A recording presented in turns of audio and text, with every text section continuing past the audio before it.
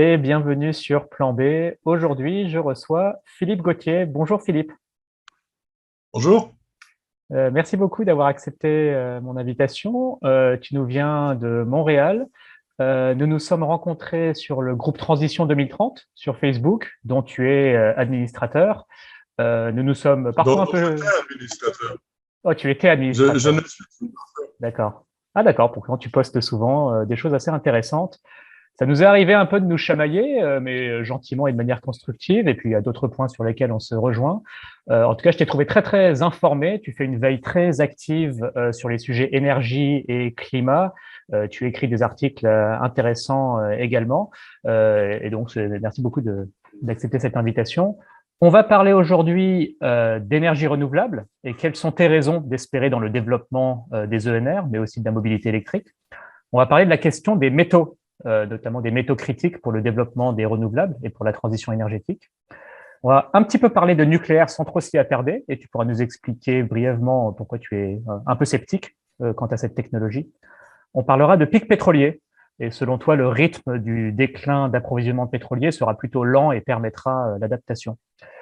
Ton point de vue sur les technologies de capture du CO2, et enfin, on conclura par les questions de sobriété, de transformation sociale, éventuellement des transformations que tu mènes toi, à ton échelle individuelle, et comment tu vois notre société de demain. Avant de passer à tous ces points, peut-être je te laisse te présenter et dire quelques mots sur ton parcours. Oui, quelques mots, ça va être difficile. J'ai un parcours très compliqué. À base, moi, j'ai une maîtrise en sciences politiques. En début de carrière, j'ai travaillé plusieurs années comme journaliste, d'abord en économie, puis après beaucoup en presse spécialisée. J'ai couvert toutes sortes de sujets, dont l'agriculture, l'industrie automobile, l'ingénierie, entre autres. Éventuellement, le secteur du magazine au Québec, avec Internet, tout ça s'est effondré. J'étais obligé de faire une reconversion professionnelle qui m'a amené à faire... j'ai pris un certain nombre de mandats de recherche, des fois pour des rapports gouvernementaux, privés, des choses comme ça. J'ai aussi travaillé quelques années en traduction. Et j'ai traduit des rapports, des demandes de subventions, notamment. C'est pas des demandes de subventions, des demandes de permis de l'industrie pétrolière qui voulait forer au large de Terre-Neuve. J'ai traduit quelques grands rapports comme ça m'a donné une vue de l'intérieur sur comment ça fonctionnait. Euh, je m'intéresse aux questions énergétiques depuis 2011 à peu près, pas mal en autodidacte. Euh, et il y a 2 ans, je suis retourné aux études. Je fais une maîtrise en management à HEC Montréal. Parallèlement à ça, là, je commence à travailler, je fais de la recherche sur la redirection écologique, celle d'Alexandre Monin, Diego Landivar, Emmanuel Bonnet. Je suis en train d'adapter ça, d'adapter le concept pour qu'on puisse l'utiliser chez ce consultant au Québec. Alors ça, c'est mon projet de recherche actuel. Je suis aussi chargé de cours dans le AESC Clermont, là, dans le cours de design et gestion de l'Anthropocène d'Alexandre Monin et compagnie. Donc, je porte beaucoup de chapeaux, c'est assez varié. C'est un peu ça. On pourrait s'étaler, mais c'est pas nécessaire. Non, mais en tout cas, je te vois aussi très informé sur ces sujets-là et aller vraiment fouiller en profondeur, vraiment lire en détail les différentes études scientifiques sur le sujet. Alors, tu prends des positions, mais c'est toujours après avoir beaucoup fouillé. J'ai oublié de le dire en introduction, mais à des fins de sobriété, regardez préférablement cette émission, écoutez-la en podcast. Le lien est sous la vidéo. Maintenant que vous avez vu Philippe et moi, voilà, vous savez à quoi on ressemble et vous pouvez nous écouter en basculant en podcast. Philippe, alors parlons d'énergie renouvelable. Quelles sont les raisons qui te font espérer dans leur développement et dans leur contribution à la transition énergétique? Ouais. D'abord, j'aimerais préciser que c'est un optimisme très prudent. En fait, je crois que le programme qui nous est proposé de remplacer toutes les énergies fossiles par des énergies renouvelables en 2050 ne sera pas accompli.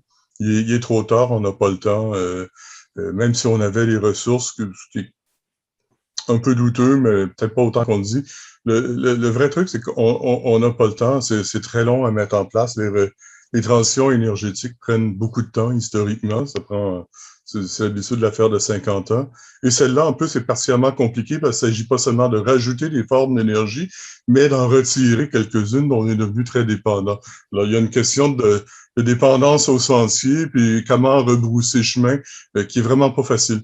Toutefois, j'ai l'impression que le programme de la transition énergétique pourrait être accompli à 25% ou peut-être au tiers d'ici 2050. Ça a l'air un peu décourageant, mais en fait, comme c'est un énorme programme, de l'accomplir dans un pourcentage comme ça, c'est déjà pas mal. Et bon, par rapport à tous les gens qui nous annoncent des catastrophes, on ne sera pas capable de rien mettre en place, ça va manquer d'énergie, ça va être l'effondrement. Bon, nos sociétés peuvent pas vivre sans énergie, mais ils peuvent vivre peut-être avec un tiers de l'énergie actuelle. C'est quelque chose qui est faisable, surtout si il y a encore un peu de fossiles en backup quelque part. C'est vivable, on peut s'ajuster à ça. Tandis que pas d'énergie à 8 milliards d'habitants sur la planète, c'est pas possible. C'est sûr. Alors, un tiers, c'est ambitieux. J'ai déjà vu des scénarios type Low Energy Demand du IASA qui propose de baisser la demande en énergie de 40% tout en maintenant des niveaux de vie décents pour 8-10 milliards d'habitants. Mais effectivement, alors que les énergies renouvelables fassent un tiers du chemin nécessaire, c'est finalement dans la poursuite quasiment des trajectoires déjà engagées. Enfin, le solaire, l'éolien se développent et même en suivant les trajectoires actuelles, elles finiront en 2050 par représenter une part pas négligeable. Alors, peut-être des problèmes d'intermittence à surmonter, des problèmes de métaux critiques. Enfin, qu'est-ce que tu vois pour la suite en termes de freins à surmonter par les renouvelables et comment elles pourraient les surmonter? Ouais. La question de l'intermittence est beaucoup soulevée. Évidemment, c'est un problème réel. C'est un problème qui s'atténue quand tu as plusieurs sources d'énergie. Si on est capable de mettre du solaire en backup de l'éolien, de garder un peu de biogaz en backup des deux premiers quand ça manque. L'idée, c'est d'utiliser le biogaz. On n'aura pas assez de biogaz pour alimenter une production continue, mais le garder en réserve quand l'éolien et le solaire font défaut en même temps. Oui, ça, c'est faisable. Donc, c'est de concevoir un système qui va être relativement résilient. Je crois qu'ultimement, on va être obligé d'accepter l'intermittence dans une large mesure, dans le sens où il va falloir se faire à l'idée que l'approvisionnement en électricité ne sera pas constant et qu'il y a des jours où il va falloir réduire la demande. Ça se fait déjà jusqu'à un certain point en France. Il y a des jours creux où il y a un certain nombre d'industries qui se sont déjà engagées à arrêter leur production quand ils reçoivent un signal d'EDF ou je sais pas qui envoie ces signaux-là.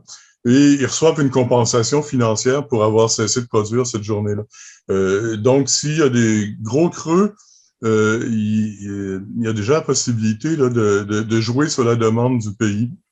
Le Il y a des programmes stockage, comme ça.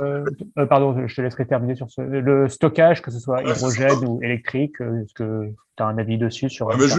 je voudrais d'abord finir sur cette question du contrôle de la demande. C'est très, très important. Là. À l'époque, on avait mis en France là, en place les compteurs Linky. C'est un peu ça l'idée d'envoyer des signaux aux consommateurs et restreindre leur consommation quand la production était plus basse. Et je pense qu'on va faire du chemin là-dessus.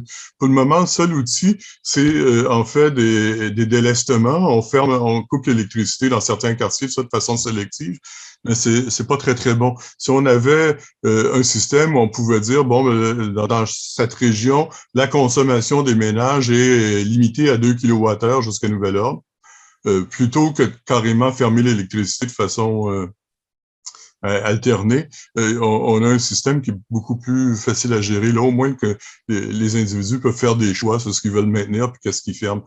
On vient un petit peu à la situation de l'ancien temps où on faisait la lessive quand il y avait du soleil et du vent. Eh bien, peut-être que ça sera ça à l'avenir aussi. On fera la lessive qui consomme de l'électricité quand il y aura du soleil et du vent. Et les jours où il n'y a pas beaucoup d'électricité, que le courant est cher, tout ça, on va dire, OK, je vais attendre à demain avant de lancer ça. Et donc, la gestion de la demande va être importante. Je pense qu'on a tort de regarder ça seulement du point de vue de l'offre qui est intermittente ou qu'on essaye de renforcer avec du stockage et des choses comme ça. Il y a tout le volet accepter l'intermittence qui va devenir important. Ça sera pas évident parce que c'est l'industrie qui résiste à ça. Toutes les industries qui demandent du courant très continu, les data centers, Internet, tout ça, eux peuvent pas accepter ce genre de choses-là. Mais en fait, il y a beaucoup d'industries qui peuvent l'accepter dans une certaine mesure, et les particuliers. Alors, le base load, après, donc le minimum qu'on a besoin un peu en permanence, mais je sais pas, pour les hôpitaux, les écoles, d'autres usages essentiels, la police, l'agroalimentaire, enfin, j'en sais rien, les distributions alimentaires. Qu'est-ce que tu fais pour ça? Ben, écoute, déjà, dans les écoles, là, moi qui suis plus très jeune, à l'époque, il n'y avait pas d'ordinateur dans les salles de classe. On enseignait très, très bien. Je veux dire, tout ce, quand je regarde maintenant dans mes cours, il y a plein de tableaux interactifs, de projections de PowerPoint, tout ça. C'est pas vraiment indispensable, c'est peut-être une distraction. Et en fait, si on supprimait tout ça, on aurait besoin de moins d'énergie pour le construire, puis beaucoup moins d'énergie au moment où on le consomme. Tout ça, c'est basé sur des réseaux, des transferts d'informations, des technologies qui sont quand même assez énergivores. Alors, tu dis qu'il n'y a rien à faire pour l'école. À vrai dire, elle pourrait retourner vers un enseignement plus simple. On n'est pas obligé de retourner à la vieille école de campagne avec une pièce puis un poêle à bois au milieu. Mais je pense qu'on peut limiter nos ambitions. Il va falloir le faire. On va probablement être obligé de le faire. Ça coûte très cher. Le bénéfice éducatif est pas très évident et le bénéfice de couper cette consommation d'énergie va le devenir éventuellement très évident. C'est très intéressant, hein. Enfin, intéressant parce que c'est cette question de, comment dire, de l'approvisionnement en renouvelable qui pousse à une transformation sociale. C'est quelque chose que je commence à regarder dans le détail que depuis assez récemment, et tu donnes des éléments assez Parce que précis. Vas-y, vas-y. Si ton objectif, c'est de garder la société actuelle tout à fait telle qu'elle, et sans rien sacrifier, sans rien changer, les renouvelables, c'est très, très décourageant. Je comprends les gens d'être contre. Mais d'un autre côté, on nous a répété à l'envi et avec raison que la société actuelle n'est pas soutenable. Alors, il faut accepter le changement. C'est sûr que c'est un peu insécurisant, qu'on ne sait pas trop exactement où est-ce qu'on va aboutir parce que tous ces changements-là sont dynamiques, il y a des décisions qui se prennent, puis quelle va être la situation finale, on ne sait pas. Mm. Mais je pense il faut pas noircir le tableau exagérément. Mais c'est un territoire qu'on découvre au fur et à mesure qu'on avance dedans. C'est clair qu'on n'a pas toutes les réponses à l'avance, mais on a une bonne idée de la direction. Il y a quand même un nombre surprenant de gens qui sont engagés dans cette direction-là. Je trouve qu'il y a eu gros changements des attitudes depuis 3 à 5 ans. D'accord.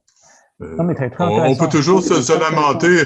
Je pourrais toujours déchirer ma chemise, me lamenter que c'est pas assez rapide, qu'on est loin du compte. Ça, et j'aurais raison dans un sens, mais on devient à un moment donné dans la question du verre à moitié plein ou du verre à moitié vide. Et c'est pas une façon de penser qui est très constructive. Voyons quelles sont les plages de possibilités qui s'ouvrent devant nous et explorons-les dans la mesure du possible. Je sais qu'il n'y aura pas de civilisation de l'hydrogène, c'est un truc qui est absolument impensable, mais pour certains usages de niche qui sont difficiles de décarboner autrement, oui, c'est possible. Peut-être qu'on aura 2, 3, 5% d'hydrogène dans le mix énergétique de l'avenir. Et ça ne sera pas une révolution ou une économie de l'hydrogène, mais ça remplira certains besoins et ça sera très bien comme ça. 2, 3, 5%, c'est-à-dire pour le stockage des renouvelables, par exemple?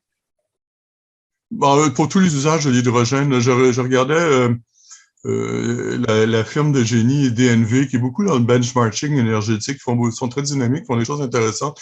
Eux, ils voient une place de l'hydrogène à 5% du mix énergétique mondial en 2050. Ils voient pas ça quelque chose de très, très gros en pourcentage, mais c'est un secteur où ils sont actifs, ils font des projets. Et 5%, en fait, de l'énergie mondiale, c'est un énorme terrain de jeu pour une entreprise comme ça, même si ça paraît insignifiant. Oui.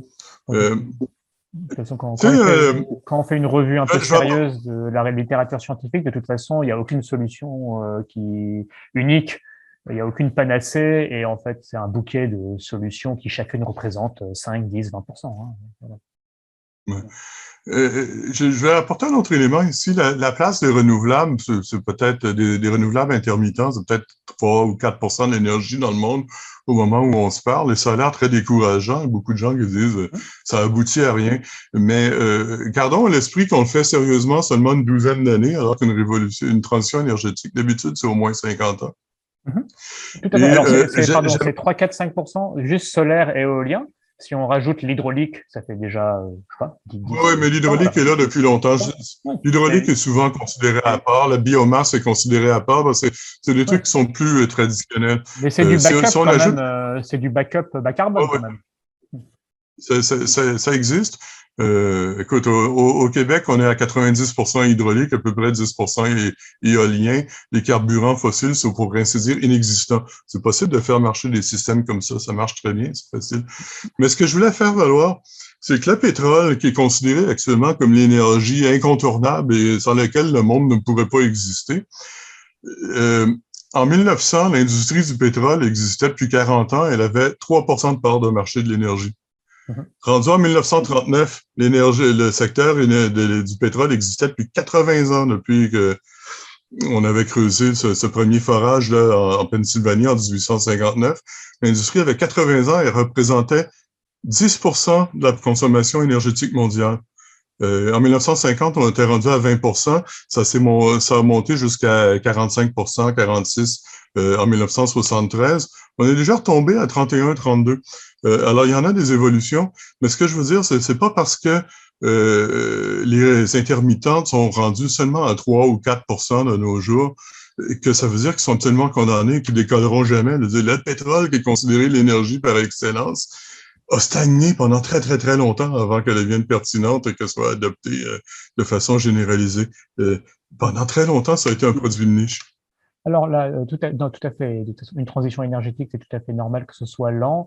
Là, on parle, alors, bien qu'il faille faire évoluer les usages, mais pour remplacer le pétrole par des énergies renouvelables intermittentes, il faut donc alimenter des transports électriques avec des énergies renouvelables intermittentes. Qu'est-ce que tu penses de ça, donc les perspectives de voitures électriques approvisionnées en énergie solaire, de camions électriques, voilà.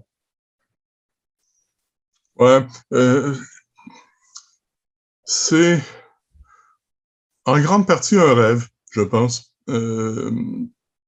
C'est quelque chose qui va être compliqué, qui demande beaucoup de ressources, qui on serait beaucoup mieux de sortir de la voiture individuelle que d'essayer de l'électrifier. Et j'ai l'impression que c'est quelque chose qui va se passer en partie.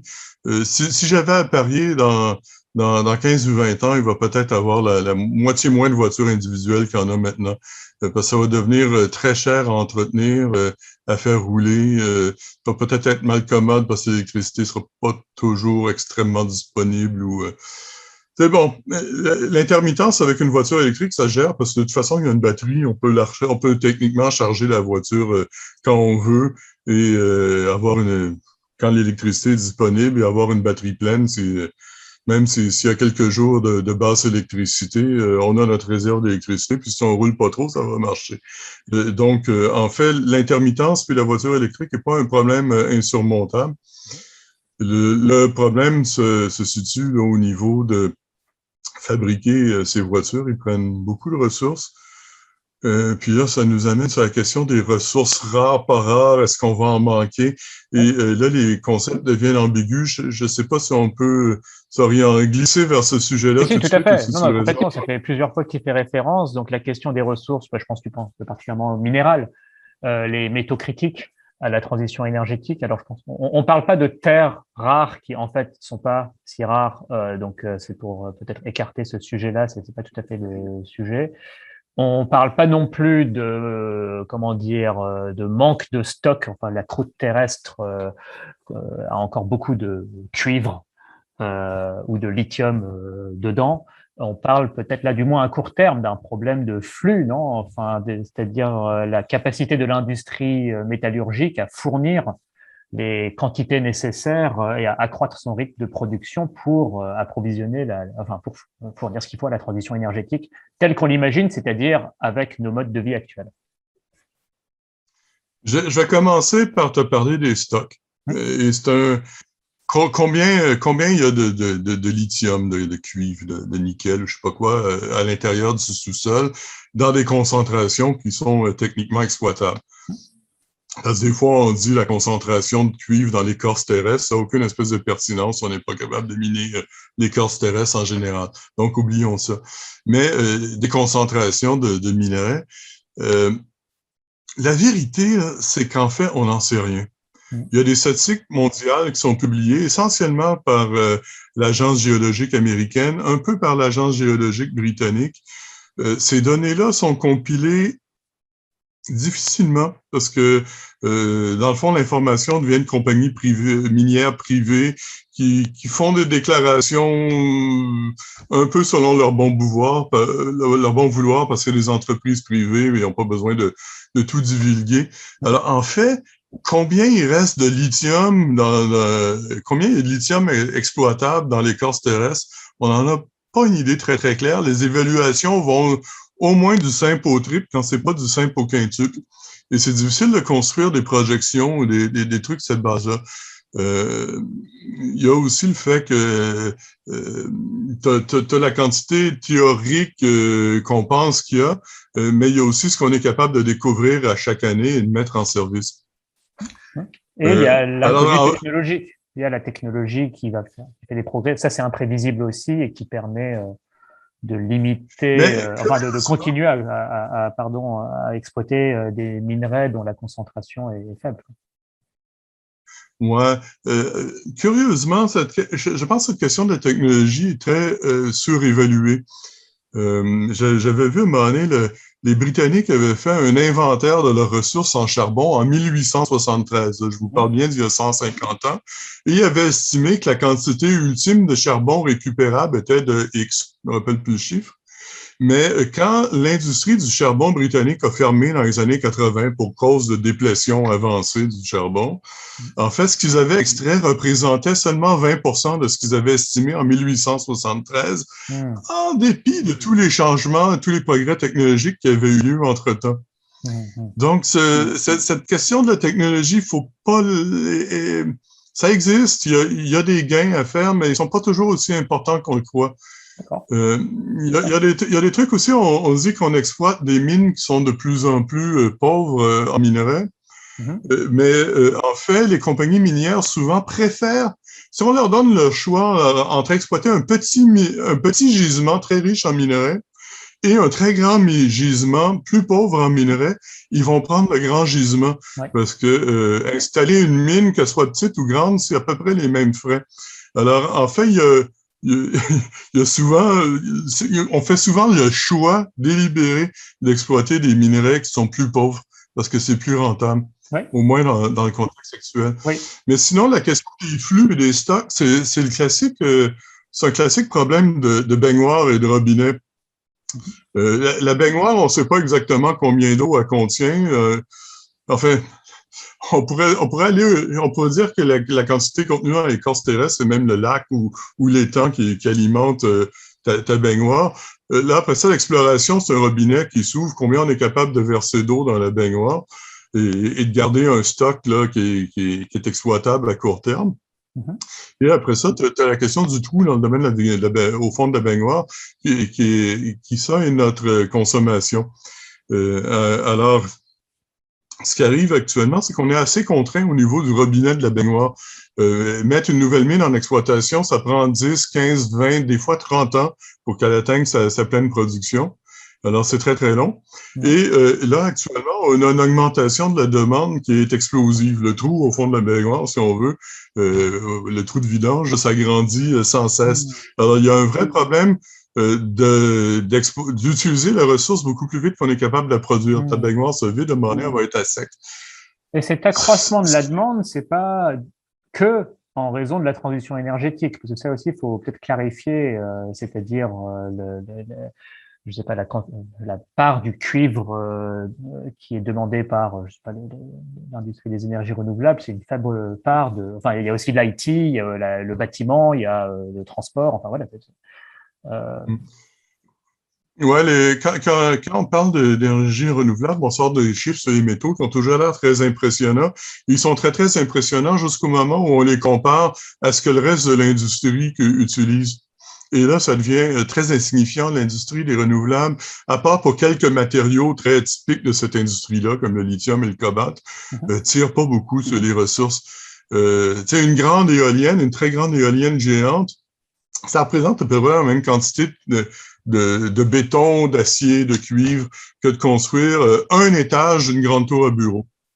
Et on pose tout le temps des questions sur les ressources nécessaires pour la construction des éoliennes et on pose jamais la moindre question sur les ressources nécessaires à la construction de grands immeubles à bureaux, qui sont peut-être encore moins nécessaires que les éoliennes, en fait, quand on y pense. Surtout maintenant. Surtout depuis le coronavirus. Même si à un moment donné, la consommation de ressources venant des renouvelables devenait importante, il y aurait moyen de simplement affecter les ressources-là et dire telle activité économique qu'on avait jusqu'ici n'est pas très importante et on va réaffecter la ressource.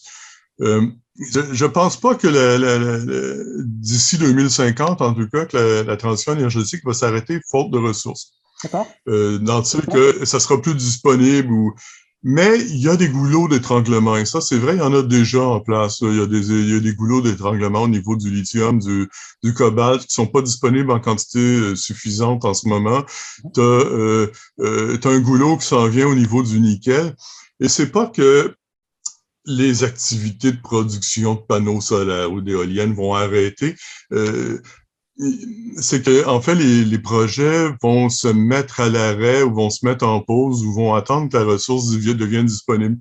Quand tu construis une usine de batterie qui va te coûter 5 milliards de dollars et qui va produire je ne sais pas combien de millions de batteries par année, la première étape, la construction de ça, en fait, c'est de s'assurer un contrat d'approvisionnement à long terme de la matière première que tu veux. Par exemple, du lithium.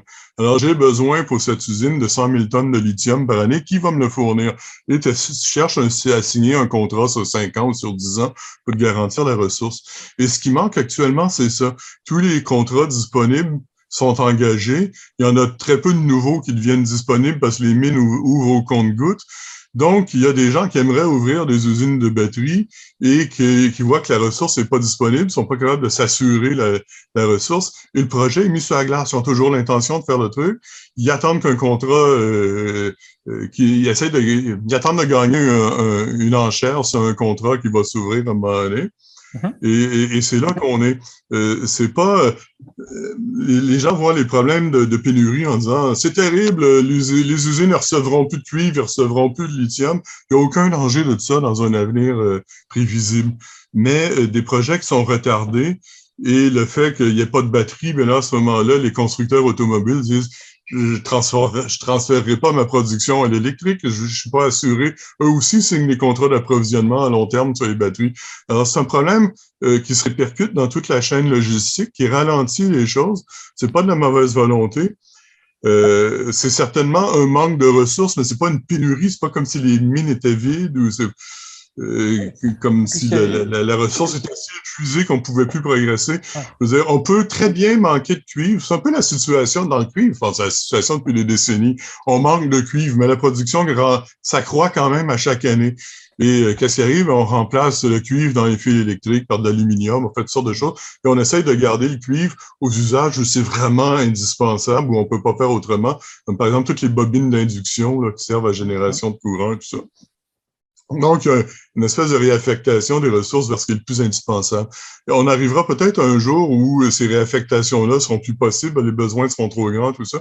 Mais à mon avis, le seul truc, c'est qui va vraiment se produire, c'est pas que la société va s'effondrer, c'est qu'on va cesser certaines activités tranquillement parce qu'on n'est pas capable de les soutenir et on va aller vers autre chose.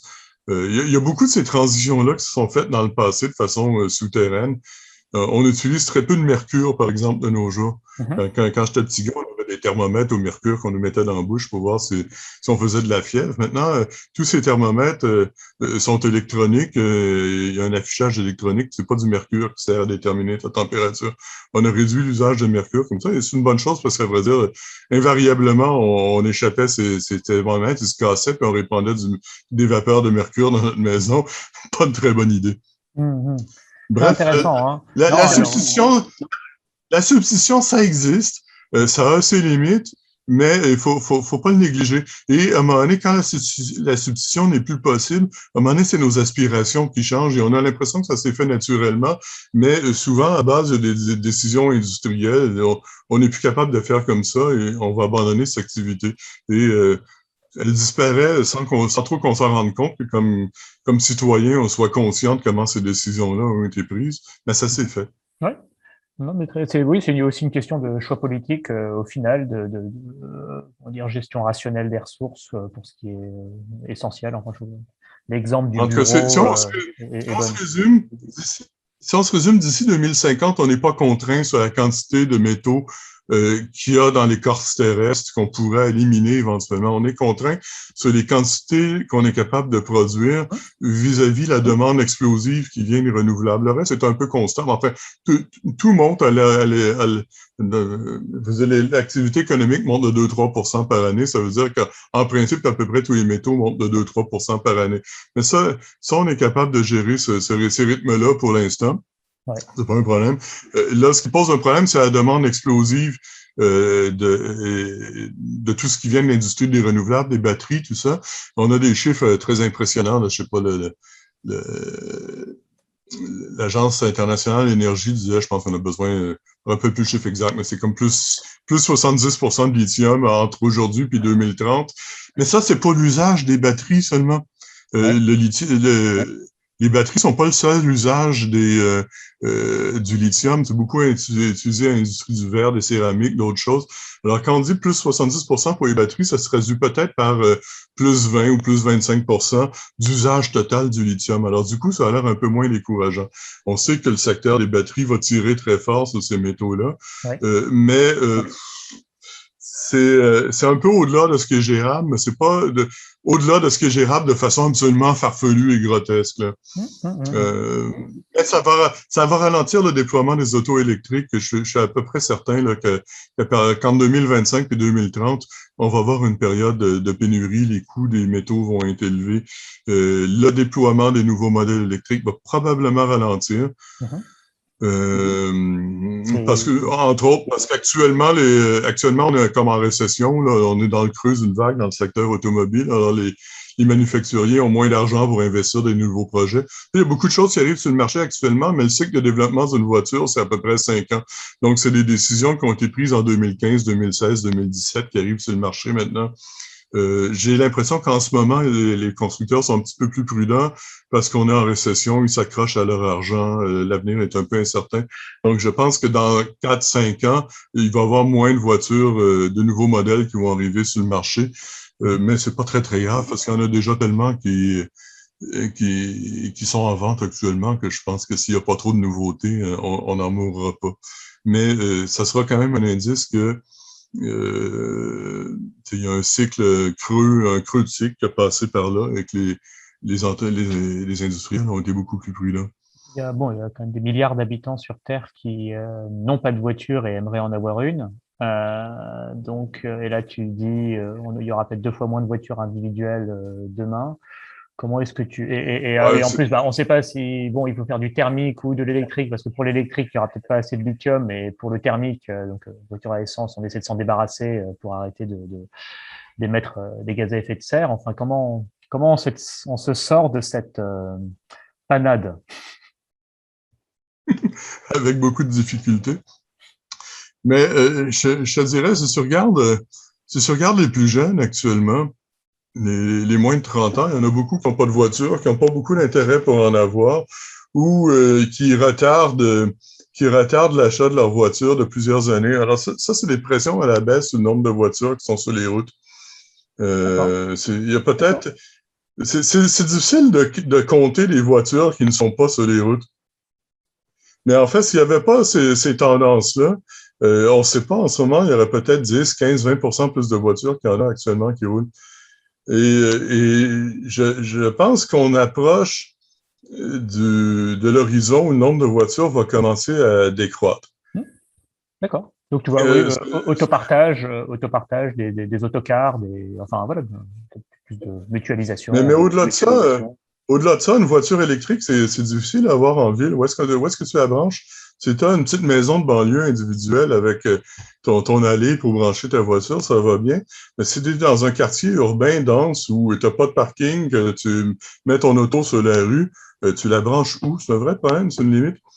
Euh, et ce genre de truc retarde l'adoption des voitures électriques et je pense qu'à un moment donné, vont décourager les gens simplement d'avoir une voiture. Surtout si l'autopartage, tout ça commence à donner des alternatives. Ce déclin de la voiture, on s'entend, ça va être très, très lent. Les gens vont pas se précipiter demain pour abandonner leur voiture. Mais tu es aussi dans un contexte où les salaires où les salaires stagnent de façon à long terme et où le coût des voitures continue à augmenter. Et ces voitures électriques, ils sont tous sauf donnés. Oui. Ils sont très chers. Et l'électricité, le coût augmente aussi en ce moment, un peu partout en Europe. Oui, puis là, pour le moment, l'électricité des voitures est détaxée, mais à un moment donné, les gouvernements vont vouloir remplacer le montant de la taxe du pétrole. Alors, l'avantage du carburant bon marché des voitures électriques va peut-être disparaître en tout ou en partie. Tout à fait. Enfin, donc, c'est fort possible, oui. Mais le coût des véhicules, ils sont devenus très complexes. Va devenir un vrai frein à l'acquisition de voitures.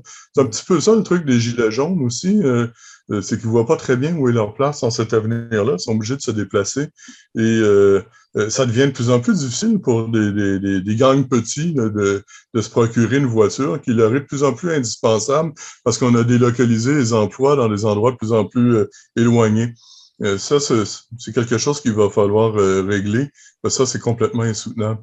Oui, et puis bon, il y a l'étalement urbain, le rêve pavillonnaire, donc la maison individuelle qui consomme aussi beaucoup de gaz, ou du moins de chauffage, soit électrique, soit au gaz, dont le coût augmente vertigineusement aussi. Beaucoup de béton pour la construction. C'est curieux, on interroge toujours, on dit, mon Dieu, 3000 tonnes de béton dans une éolienne, mais je veux dire, c'est 3000 tonnes de béton, c'est quoi? C'est l'équivalent de 10 maisons individuelles, peut-être? Ou 20, quelque chose comme ça. Et on s'interroge jamais sur la pertinence d'utiliser ces ressources-là. La question des ressources est toujours vraiment une façon un peu bon marché, un peu facile d'attaquer les renouvelables. On lance des chiffres qui ont l'air très impressionnants, mais c'est quoi 2 ou 3 000 tonnes de béton armé sur une industrie? Je pense qu'on produit quelque chose comme 10 milliards de tonnes de béton à l'échelle de la planète à chaque année. Je pense que 3 éoliennes, ça fait une différence. Même 3000, ça fait pas une grosse différence. C'est pas là que va le béton. Le béton, il va dans la construction de ponts, d'immeubles, de maisons, de tous ces trucs-là. Et ça, c'est jamais remis en question. Pourtant, c'est aussi de l'étalement urbain, la destruction des terres, tout ça, ça a beaucoup plus d'impact. Philippe, on a fait un bon tour de ce sujet-là, du moins bon, pour donner aussi envie aux gens d'explorer davantage, parce c'est des sujets très riches. On va peut-être passer à d'autres points qu'on avait qui sont liés aux questions de renouvelables, etc., parce qu'on va continuer à parler de mix énergétique. Nucléaire, peut-être assez brièvement, tu es plutôt sceptique, c'est le moins qu'on puisse dire. Effectivement, le nombre de réacteurs en fonctionnement et la puissance installée sont plus ou moins stagnants depuis une trentaine d'années. Il n'y a pas beaucoup de capacités raccordées. Tu vois pas forcément cette technologie comme jouant une part importante dans le mix futur. Non, pour deux raisons. D'une part, le coût du nucléaire a eu tendance à augmenter lentement, mais sûrement, tandis que toutes les énergies concurrentes, le coût a diminué. Donc, il y a une question simplement c'est pas un super investissement au niveau du coût, contrairement à ce que ça pouvait être, par exemple, dans les années 70. Quand tu regardes des études là, LCOE, là, les coûts normalisés ou je sais pas quoi de l'énergie, en Occident, tu vois que l'énergie nucléaire est rendue assez largement l'industrie la plus chère, la source d'énergie la plus chère au kilowatt livré, au kilowattheure livré. C'est une énergie pilotable, quand même. C'est une énergie pilotable. J'ai toujours eu du mal à comparer le coût d'une énergie pilotable au coût d'une énergie intermittente. Pilotable n'est pas quelque chose de très clair comme concept, parce que ça inclut la capacité de produire à tout moment, la capacité de livrer. Le mot pilotable est de moins en moins utilisé en dehors de France. Et ce qu'on préfère, c'est l'électricité acheminable. Et on se fout un peu que l'électricité soit produite de façon continue. L'important, c'est qu'elle soit livrée de façon continue. Le, le nucléaire français, qu'est-ce que ça veut dire, pilotable? Ça veut dire essentiellement qu'on débranche les équipements pour faire correspondre l'offre et la demande. C'est pas comme si on faisait varier la puissance de chaque réacteur individuellement rapidement pour faire suivre la demande. La production de chaque réacteur peut varier un tout petit peu, mais le processus est très, très lent. Et actuellement, dans le reste du monde, quand on parle d'énergie acheminable, on parle de quelque chose qui peut réagir en bas de 30 secondes, et même on vise en bas de 10 secondes actuellement. Et faire varier la puissance d'un réacteur, ça se passe sur une échelle de 10, 20, 30 minutes minimum. Alors, ce qu'ils font actuellement, oui, il y a juste la production à la demande, parce que tu peux pas avoir de surproduction, ça ferait sauter les réseaux. Mais qu'est-ce qu'ils font? Ils vont cesser la production d'une turbine ou quelque chose comme ça. Alors, ils ont ajusté la production à la baisse. Mais c'est pas comme si les réacteurs suivaient la demande eux-mêmes de façon continue. Et l'enjeu actuellement, surtout avec les renouvelables, c'est qu'il y a beaucoup de petites variations d'énergie, de demande ou d'offres qui se produisent très rapidement. Il faut être capable de suivre très rapidement. Et le nucléaire a un côté un peu inflexible là-dessus. Alors, je pense que c'est pas une très bonne énergie pilotable. C'est très bon pour le base load, ça passe à fournir en continu, et c'est très, très nul pour suivre les variations de demande. D'ailleurs, ils n'ont jamais été suivis vraiment par le nucléaire. C'est pas pour rien qu'on a mis en place le réseau des STEP en même temps qu'on installait les centrales nucléaires. Parce que les STEP, tu peux les mobiliser puis les démobiliser très rapidement. C'est une réserve qui est mobilisable très, très vite en l'espace de quelques secondes. Alors, les gestions de variation étaient faites par ça. Et en ce moment, le vrai défi, c'est pas tellement le base load, que le nucléaire fait très bien, mais c'est le problème de la variation. C'est à la limite entre... C'est pas le base load, c'est la quantité variable d'énergie qui est offerte et qui est demandée, qui peut varier très rapidement. Et ça se produit là, ça se produit à la frontière entre le base load et la limite de ce qui est demandé par le réseau. Je suis pas sûr que je suis extrêmement clair. Si, bien sûr. Mais c'est moi qui ai fait dériver. Alors, une raison, une raison de ton scepticisme, c'est les coûts. Et sinon, quoi? La petite variabilité qui est le défi. Il y a une petite variabilité sur la limite. C'est ça qui est le défi actuellement de gérer. C'est pas tellement le base load, et on peut très bien faire du base load avec du solaire, parce qu'on sait parfaitement quelles sont les courbes de production selon l'heure de la journée, puis quelle température il va faire demain.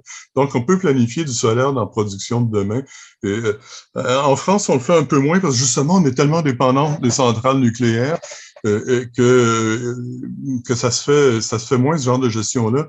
Mais aux États-Unis, en Grande-Bretagne, en Australie, où c'est beaucoup de producteurs privés qui produisent chacun de leur côté, puis qui combinent tout ça au niveau du réseau pour faire une offre. Il y a eu beaucoup d'expérimentation, il y a beaucoup de souplesse dans ces systèmes-là. C'est assez impressionnant à regarder où est-ce qu'ils en sont par rapport à où en est l'Europe actuellement. L'Europe a le problème un peu du premier adopteur. Ils ont encadré ça de façon réglementaire très, très rapidement, alors que les systèmes n'étaient pas encore très matures. Alors là, on est coincé, par exemple, à une priorité d'injecter les renouvelables dans le réseau avant toute chose. C'est pas une façon super efficace de gérer. Et à terme, c'est pas ça qui injecte le plus d'énergie renouvelable dans le réseau. Les Américains se sont rendus compte que si tu pouvais débrancher une partie de ta production renouvelable excédentaire, l'envoyer vers les batteries ou carrément la garder en réserve pour alimenter une pointe de demande à un moment donné, ben, si tu as une partie de ton électricité renouvelable qui est en backup, qui est gardée en réserve, si tu as une pointe de demande, tu n'es pas obligé d'allumer une usine de pointe au gaz. Là, tu as une réserve renouvelable qui est disponible. Parce que regardez, dans les usines au gaz, c'est des usines qui font de la production de fond, de base load, et tu as des usines qui sont gardées tout le temps à chaud, sont tout le temps, l'eau est gardée chaude, tout ça, et ils sont prêts à intervenir en l'espace de 15 secondes pour combler un trou d'électricité, s'il y a un bris d'équipement ou quelque chose. c'est ces usines qu'ils appellent de pointe pour répondre à des urgences sont très coûteuses à garder opérationnelles parce qu'à vrai dire, on les chauffe tout le temps alors qu'ils produisent peut-être 10% du temps ou pas. Et ces usines-là sont en train de se faire remplacer aux États-Unis. Il y a des usines de pointe qui sont pratiquement neuves, qui ont été fermées et qui sont remplacées actuellement par de la capacité solaire ou éolienne, qui est gardée en réserve plutôt que d'être envoyée de façon systématique dans le réseau. Et bien que tu pourrais dire objectivement que ces parcs éoliens qui sont gardés en réserve produisent pas grand-chose en termes d'électricité parce que la plupart du temps sont gardés en réserve. Il reste qu'ils permettent de retirer du service des usines au gaz qui, elles, sont très polluantes, même s'ils produisent pas beaucoup d'électricité. Donc, il y a certains des calculs qu'on voit actuellement là, sur l'efficacité renouvelable sont très superficiels parce qu'ils tiennent pas compte de ces effets de substitution, de réserve, de mise hors service d'équipements tenus en réserve, d'équipements fossiles. Okay. Même le charbon, c'est pas trop souple. Hein? Je veux dire, partir une centrale au charbon là, qui est à froid, qui est tenue en réserve, et la lancer, l'emmener à son pic de production, c'est au moins 24 heures. Parce que tu as toute une masse d'eau à faire chauffer pour ça prend beaucoup de temps. C'est pas des équipements qui sont capables de réagir si rapidement que ça. Il faut que tu les prévois 1 ou 2 jours à l'avance qu'on va en avoir de besoin. Donc, les producteurs aiment beaucoup la souplesse des renouvelables, en fait, parce que c'est de l'électricité. Si on la garde en réserve, elle peut être mobilisée en moins d'une seconde et injectée dans le réseau. C'est très, très fort, en fait. Est-ce que, on peut clore sur le nucléaire, même si on a pu parler de ces notions de pilotabilité. Oui, donc le coût augmente, c'est tout à fait vrai. Est-ce que tu as d'autres raisons pour lesquelles voilà, tu es encore sceptique sur cette technologie? L'autre raison, c'est la disponibilité de la ressource uranium. La production d'uranium a atteint son pic en 1981, ça fait déjà 40 ans. Et depuis ce temps-là, il est comme sur la phase du plateau oscillant, il y a des bonnes et moins bonnes années, mais presque toujours la production est presque toujours inférieure à la demande. Depuis la fin de la guerre froide, en fait, on comble le déficit d'uranium en puisant dans les stocks nucléaires. Les Russes et les Américains ont démantelé plein de missiles et de bombes atomiques.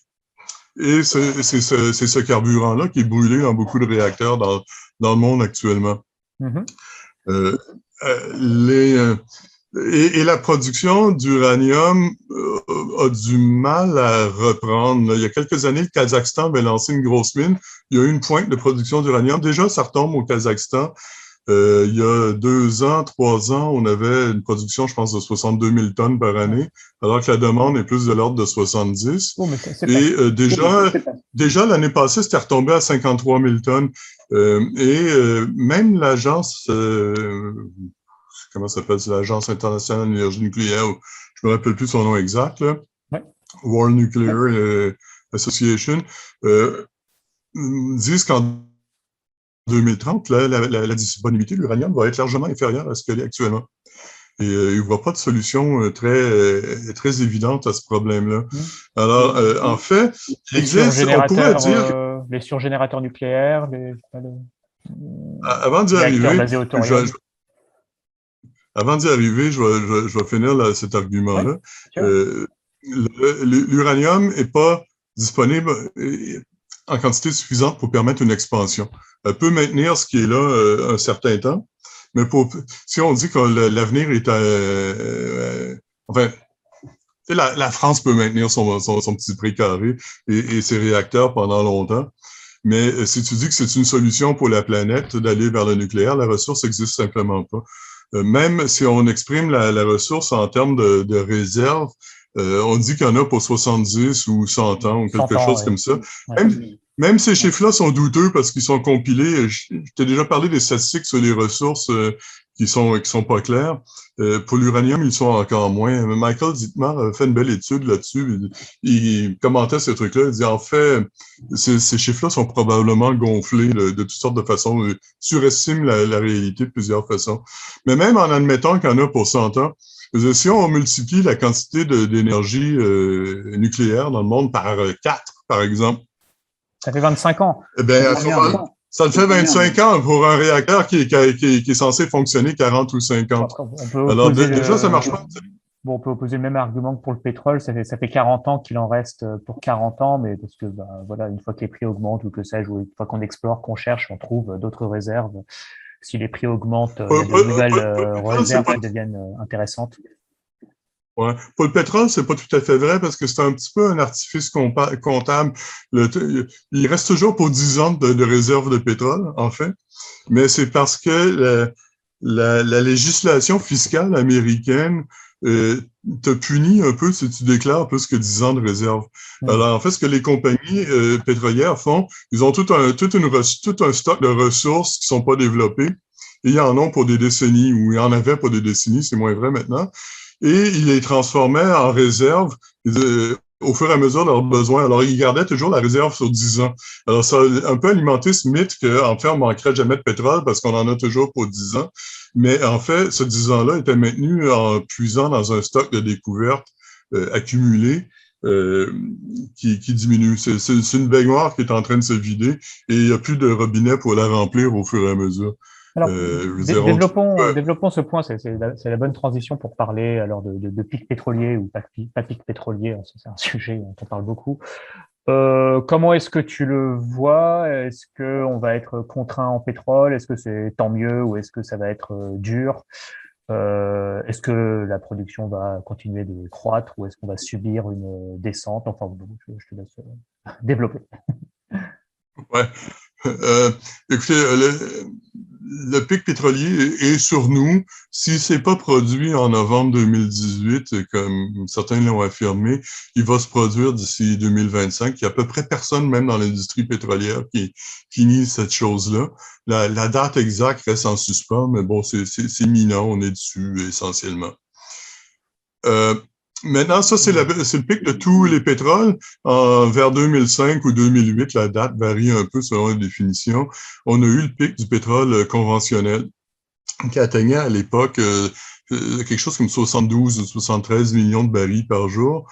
La dernière fois que j'ai regardé, la production de pétrole conventionnel était retombée à 64 millions de barils par jour.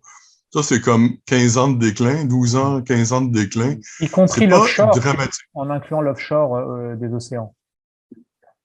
Il y a des problèmes. Hein? Le pétrole, il n'y a pas de définition normalisée. Des fois, l'offshore est conventionnel, des fois, il l'est pas. Oui. La pratique actuellement, c'est que l'offshore en eau peu profonde est considéré comme du conventionnel et il y a seulement l'offshore en eau très, très profonde qui est du non conventionnel.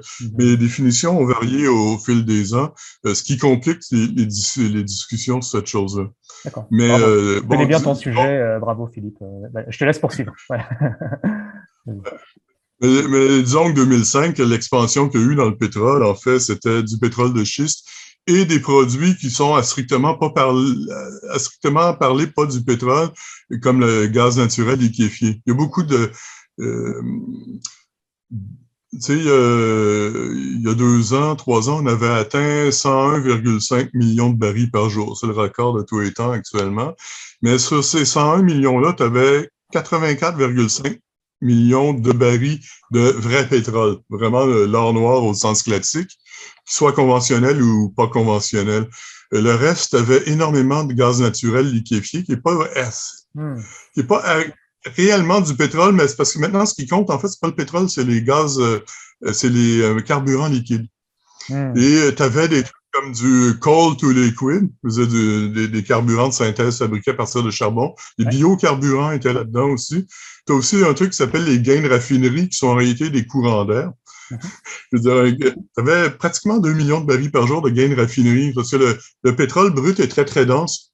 Le pétrole raffiné est un peu moins dense et prend un peu plus de place. Alors, ça représente 2 millions de barils par jour de volume, parce que le pétrole est calculé en volume, mais en termes d'énergie, c'est zéro, parce qu'en fait, c'est le même pétrole qui prend plus de place. T'as un certain nombre de trucs comme ça qui arrivent, mais au niveau du pétrole vrai, ça n'a pas beaucoup progressé ces dernières années. Les gains sont très, très lents. Quand on dit 100 millions ou 102 millions de barils, c'est une somme de choses, de catégories de pétrole qui ne se valent pas toutes. Toutes ces catégories ne sont pas forcément un bon carburant pour les transports. Voilà, certaines catégories ne peuvent être que utilisées pour le fuel lourd des bateaux. Voilà. Ouais, aussi, ouais, t'as plusieurs, même dans le pétrole vrai, c'est raffiné sous forme de différents carburants. Mhm. Euh, la- le mix de carburant qu'on obtient à partir du pétrole a tendance à évoluer. Les raffineries font de plus en plus de travail sur le pétrole brut qu'ils reçoivent. Ils produisent de moins en moins de mazout lourd puis d'autres fuels comme ça qui sont de basse qualité et essayent de craquer la ressource. Ils font de l'hydrocraquage, ils brisent les molécules de carbone, les rassemblent pour avoir des produits plus légers qui sont plus désirables, qui se vendent plus cher, comme le diesel, l'essence, le carburéacteur. C'est un petit peu ça, c'est un petit peu ça le jeu des raffineries. Euh, Ça consomme, le raffinage consomme plus d'énergie à ce moment-là. La quantité de pétrole utilisée pour alimenter les raffineries allemandes augmente sans cesse. Mais du point de vue des raffineries, c'est quand même rentable. C'est pas une dépense si extravagante que ça parce que les produits sont aussi plus utiles. Mhm. Mhm. Donc, comme société, on y trouve notre compte, là, puis ça se passe un peu loin de nos yeux. D'accord. Mais donc, ce qu'il faut savoir, c'est que le pétrole, comme je disais, le pétrole conventionnel, quand il a atteint son pic, c'est pas comme le pic, c'est pas un robinet qu'on ferme. Hein, ça veut dire qu'après ça, ça devient plus difficile de soutenir la production et qu'il va glisser lentement. Mhm. Et ce qu'on estime, c'est que dans un premier temps, peut-être les premières années, les premières 10 années après le pic, la production de pétrole va peut-être baisser de 1% par année. Mhm. Parce que on va continuer à mettre des nouveaux puits en production, et on arrive toujours. Mhm. C'est juste que le nombre qui va entrer en production ne remplacera pas entièrement le nombre qui va sortir de production. Est-ce qu'on pourrait Si pas on reproduire ferait plus du tout, le- si on le- ferait plus du tout, la production de pétrole baisserait de 5 à 8 par année. Mais on ne s'en va pas du tout par ça parce qu'on ne va pas arrêter les forages, bah, c'est ça, c'est à que en moins fait d'avoir une le énergie. déclin serait de toute façon trop lent pour les objectifs climatiques qu'on a aussi. Donc c'est ça, attendre le pic pétrolier qu'il nous sauve, ça ne marcherait pas. Bon, est-ce que l'expérience de pétrole de roche-mère aux États-Unis, notamment dans le bassin du Permien, est-ce que l'expérience n'est pas reproductible ailleurs dans le monde pour trouver un nouveau 5 ou 10 millions de barils qui viennent se rajouter ou remplacer ce qui est ou compenser le déclin? Euh, Théoriquement, oui. En pratique, difficile. La plupart des pays dans le monde sont trop densément peuplés pour permettre ce genre d'exploitation-là, où tu as vraiment des tas de puits partout. À un moment donné, un des bassins qui était envisagé était en dessous de l'île de France. Peux-tu imaginer de mettre des pompes partout? C'est insensé. Certes, mais Ça se fera jamais. Tu as des possibilités intéressantes en Russie, où tu as quand même des grandes étendues où il n'y a pas trop de monde. Il serait possible de faire une exploitation intense, parce que tu sais, un grand bassin pétrolier comme le Permien en pétrole de schiste, là, tu parles pas de qu'on creusait 3 puits, là, tu parles plutôt de 300 000. bien sûr. 100 000, 200 000, 300 000, dépendant de la taille du bassin. Ça s'étale sur plusieurs années, mais c'est une activité, ça transforme un espace naturel en espace très industrialisé. La Mhm. cohabitation n'est pas facile. Je sais que l'Algérie avait pensé aussi, ils ont beaucoup de place dans le désert, donc, point de vue cohabitation, c'est pas difficile. Mhm. Le problème, en fait, qui fait en sorte que les Russes ne se sont pas lancés, ni les Algériens. Il y a un problème technologique. La technologie est américaine, c'est les Américains qui la détiennent et pas très diffusée ailleurs. Tout ce qui est pétrolier est américain, en fait. Les équipements de forage, tout ça. Et si les Américains veulent pas t'appuyer dans tes efforts, oublie ça en partant. Mhm. Et les Américains sont pas super chauds pour encourager les Russes. Et l'autre truc, c'est que ça coûtait très cher et la rentabilité est un peu incertaine. Là, on a parlé là, des 300 milliards de dollars qui sont perdus dans les forages de schiste, qui sont en emprunt, qui sont probablement jamais remboursés. Les États-Unis ont une capacité d'emprunt, ils ont des marchés financiers gigantesques. Wall Street, c'est vraiment une grosse machine, c'est capable de mobiliser plein d'argent. S'il s'en perd un peu, c'est pas très grave. Mais les Russes ou les Algériens ont pas un accès aussi facile à autant de capitaux. Alors, le gros obstacle serait, ils sont pas capables de financer l'effort actuellement. Mhm. Surtout si sa rentabilité est un peu marginale ou incertaine.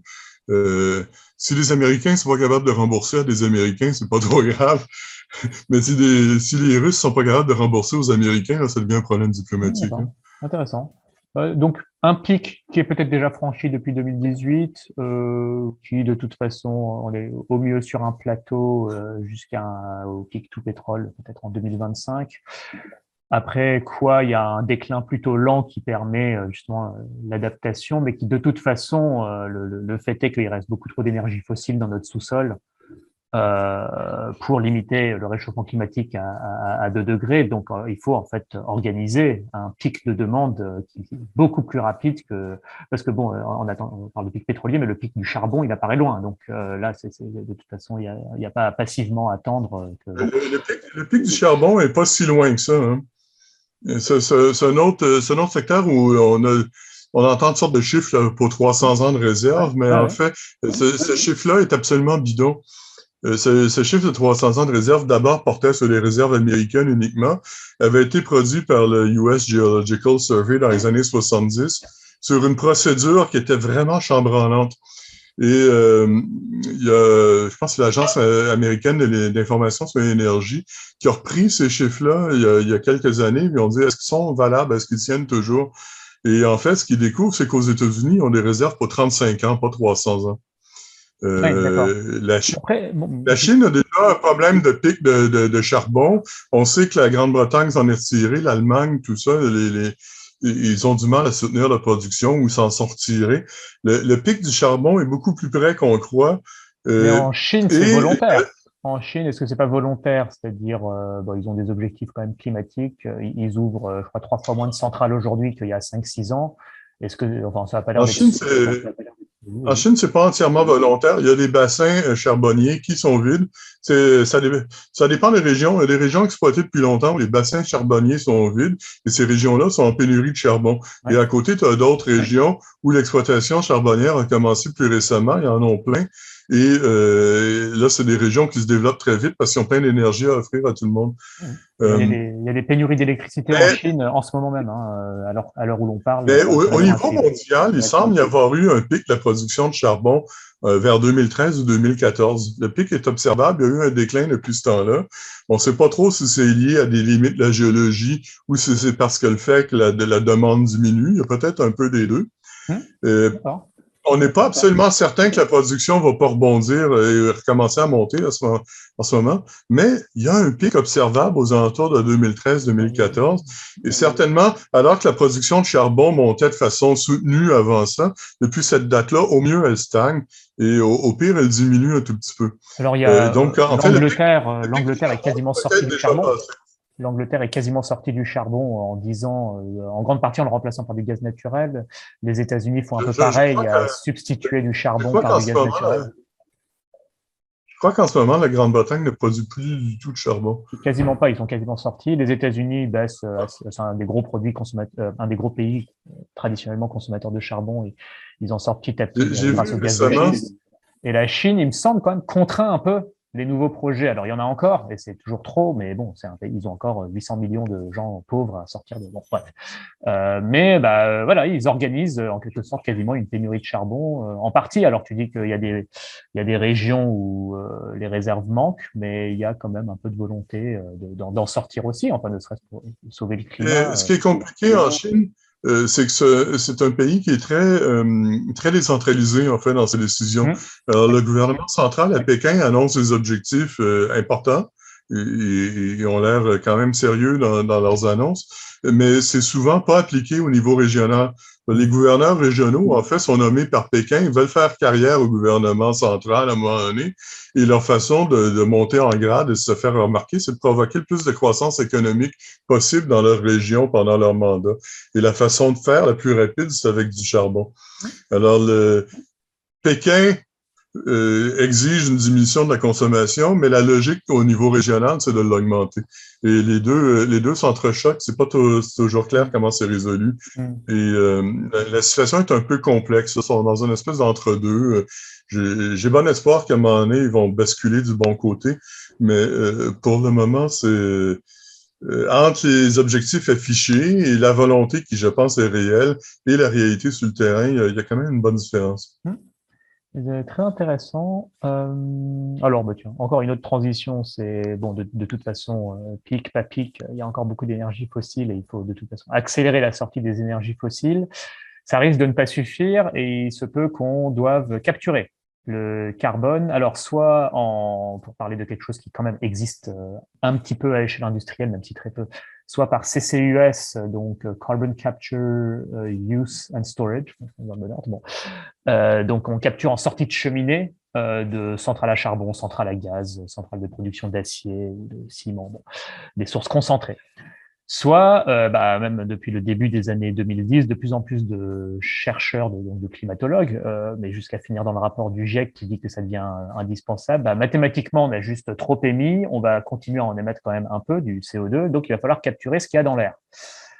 Ton point de vue sur cette industrie de la capture du CO2, est-ce que c'est, comme disent certains pétroliers, just another waste management problem, donc juste un autre problème de gestion des déchets, donc on va créer une économie circulaire du CO2, donc c'est comme gérer un déchet comme un autre.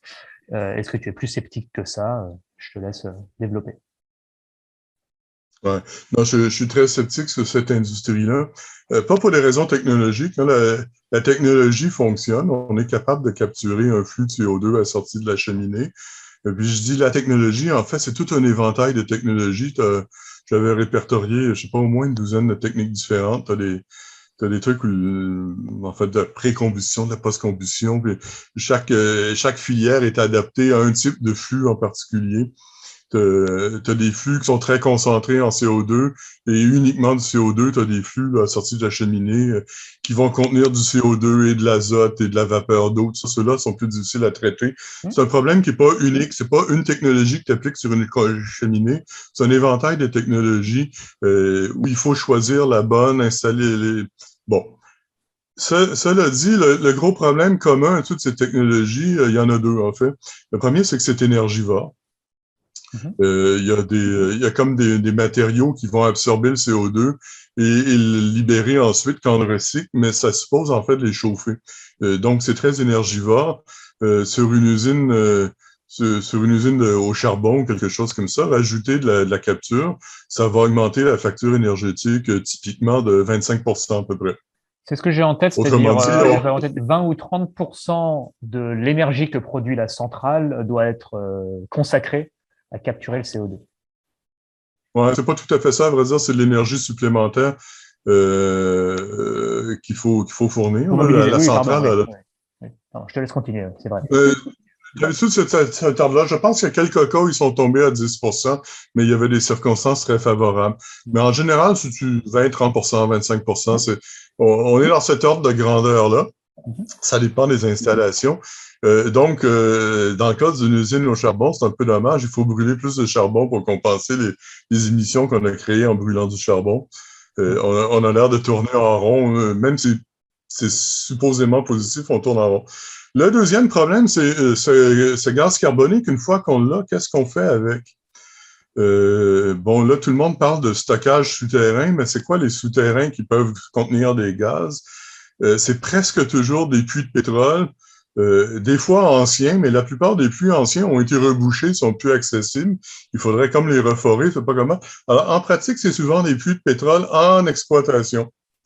Et pourquoi est-ce qu'on injecte du CO2 dans les puits de pétrole en exploitation? C'est parce qu'un puits de pétrole un peu vieillissant, dont la production est en train de décliner, si on injecte du gaz carbonique dedans, on augmente la pression du pétrole et donc il se remet à jaillir plus et on en extrait plus. Alors, en fait, la CCS, actuellement, je pense que les trois quarts des projets, le gaz carbonique a été injecté dans des puits de pétrole pour stimuler la production de pétrole. On tourne en rond encore une fois. En plus, le pétrole qu'on extrait dans ces circonstances-là, il se trouve à être saturé. Il y a un peu de gaz carbonique qui se dissout naturellement dans tout le pétrole. Alors, quand on extrait le pétrole, en plus, une partie du carbone qu'on a capturé à grands faits se trouve à être émis dans l'atmosphère parce qu'il est dissous dans le pétrole et qu'on le sépare. Ouais. Quand tu dis Pas trois quarts, terrible. en plus, c'est trois quarts de pas grand-chose. C'est-à-dire, il y a une vingtaine, 20, 21 projets de CCUS, enfin, installations de CCUS dans le monde. Il y a une trentaine de projets dans les cartons. Bon, donc on n'est pas en train de dire des milliers. Or, il y a des milliers d'installations potentiellement équipées. Bref, et sur la vingtaine d'installations existantes, il y en a effectivement 15 ou 16 dont l'application, c'est la récupération assistée du pétrole, donc exactement ce que tu es en train de décrire de manière très précise. Au Canada, on avait une usine d'électricité au charbon en Saskatchewan, ça s'appelle le Boundary Dam. C'est un des grands projets du gouvernement conservateur de Harper il y a plusieurs années. Et il avait lancé cette notion de charbon propre. Il fallait quand même le faire. Et donc l'usine, ils ont installé cette installation de capture du carbone dessus. Ils capturaient, je sais pas, là, je me rappelle plus le chiffre exact, là, mais 2 millions de tonnes par année. Et on voit que pour commencer, la récupération a coûté 2 fois plus que ce qu'ils espéraient au départ. C'est comme 25 millions de dollars par année au lieu de 12 dans ces eaux-là. Et que finalement, seulement la moitié du CO2 récupéré a pu être injecté dans des puits de pétrole, parce que même les puits de pétrole n'avaient pas besoin de tant que ça du CO2. C'est pas très, très clair qu'est-ce qui est arrivé du CO2 qui n'est pas injecté. À mon avis, ils l'ont extrait du flux, ils l'ont simplement libéré dans l'air parce qu'ils ne trouvaient pas preneur. Mais ça, c'est pas très clair. Je soupçonne que c'est ça qu'ils ont fait, mais ils s'en sont pas vantés, tu comprends? Alors, ça a coûté 2 fois plus cher que prévu. Ils ont ramassé moins de gaz que prévu. Et une partie du gaz a été réinjectée dans l'atmosphère et l'autre réinjectée dans la production de pétrole. C'est pas une filière qui nous approche d'une quelconque solution pour le climat. Là, on est loin de... Je suis moins... C'est de l'économie circulaire, c'est seulement dans le sens où on tourne en rond. Là. Oui, je suis un peu moins effectivement sceptique que toi, même si je suis un peu dans le sens... Bon, il y a des hubs industriels où il vaille la peine d'être équipés. Il y a des super émetteurs. Il y a 5% des centrales électriques qui émettent 75% du CO2 des centrales électriques. Bon. Donc, il y a quand même une certaine... on sait où sont les super émetteurs. Et si on se met un peu... Alors, c'est même pas une économie de guerre. C'est depuis 25 ans, si on avait mobilisé un petit peu de moyens, ça demande beaucoup moins que ce qu'on a mobilisé pour couvrir les coûts du coronavirus. Et on parle quand même d'un bénéfice en milliards de tonnes de CO2. Si on avait mobilisé ces moyens-là pour développer, on va dire de manière saine, cette technologie, donc avec une utilisation qui ne soit pas récupérée encore plus du pétrole, voilà, on aurait pu peut-être avancer un petit peu plus. Alors c'est énergivore, mais le bilan global est quand même, je pense, positif en termes de capture de CO2. Mais en fait, moi, c'est plutôt cet attentisme que je déplore, c'est-à-dire, ok, c'est très bien, vous avez une technologie, bon, vous avez une technologie. Pourquoi on n'y va pas? Pourquoi il n'y a que 20 installations? Ça fait 25 ans que vous nous parlez de cette technologie. C'est depuis Kyoto en 97 que c'est apparu. La CCUS va nous sauver. Bon, bah prouvez-le. Mettez des moyens, mettez de la volonté politique, mettez des financements. Voilà. Bon. Mais pour le moment, le seul rôle de la chose, ça a été dans les négociations de la COP et autres. Il dit, bon, actuellement, on émet trop, mais c'est pas grave parce qu'éventuellement, ces technologies-là vont faire des émissions négatives et vont recapturer une partie du carbone qui a été mis dans l'atmosphère. Donc, on a le temps de voir. Mais en fait, on voit pas ces technologies avancer vraiment beaucoup. C'est dramatique. Parce qu'ils sont trop chers. Et parce que il faut traiter le carbone après. Ce carbone, même... Je suis d'accord que tu pourrais en installer des installations comme ça sur toutes les usines les plus polluantes et on pourrait récupérer beaucoup de gaz carbonique à clé. Puis les coûts pourraient se justifier, mais le problème, c'est qu'est-ce que tu fais avec? Je veux dire, là, il faut que tu installes des pipelines pour transporter ça vers quelque part où on va pouvoir le stocker géologiquement. Les capacités de stockage géologique sont un peu incertaines. Ces vieux puits de pétrole, on n'est pas sûr qu'ils sont très, très étanches. Et surtout, il faut creuser des milliers de kilomètres de pipelines pour transporter ces gaz-là. Je sais pas si le plan Net Zero America qui est sorti en décembre dernier, c'est ça, ils font dans le plan, ils disent on va faire du stockage et eux, ils ont eu l'honnêteté de prévoir le réseau de pipelines. Ils vont être installés là, ils vont se rendre là. Là, tu as des milliers de kilomètres de pipelines. Il va falloir construire un coût quand même hallucinant. Tout ça pour une technologie qui est un petit peu incertaine dans son efficacité. Parce que même si tu installes la capture du carbone à la sortie de la cheminée, il n'y a à peu près aucun procédé qui capture 100%. Tu peux en capturer 80, 90, 95%. 100%, c'est rare. Donc, il y a quand même des émissions. Ça ne réduit pas nos émissions à zéro, ce truc-là, même dans le meilleur des cas. Puis, comme les installations sont lourdes et complexes et coûteuses, tu peux installer ça sur des grandes usines d'électricité ou des aciéries, des trucs comme ça. Mais la production de CO2 dans nos sociétés est quand même très diffuse. Et dans les petits ateliers, les petites usines, les petites chaufferies d'hôpital ou n'importe quoi, tu peux pas installer ces installations-là. Un bon 2 tiers Donc, qui est issu. Donc, oui, on parle bien du tiers des émissions de CO2. Et c'est que le CO2, c'est pas le méthane, le protoxyde d'azote. Bon. Un tiers des émissions de CO2 en ordre de grandeur qui sont de sources concentrées dans le monde. Peut-être 40%, peu importe. Et puis, tu as raison de dire que ça règle pas le problème des voitures, des camions, bon, bref, etc. Donc, ça peut être, ça pourrait, conceptuellement, ça peut être utile. En pratique, c'est plus compliqué. Puis, il reste que par rapport à l'ampleur du défi, c'est quand même pas un gros morceau. Tu peux pas dire que la technologie va nous sauver. Ah non, mais je suis avec toi là-dessus, même si je vois que il faut de toute façon, la sobriété et la décroissance ne suffiront pas. Enfin, la transformation sociale ne suffira pas, il faudra bien un peu de technologie, mais ça, on en a aussi bien parlé. Sinon, Je n'ose même pas te demander ce que tu penses des perspectives de capture du CO2 dans l'air, sauf si tu veux en dire quelques mots.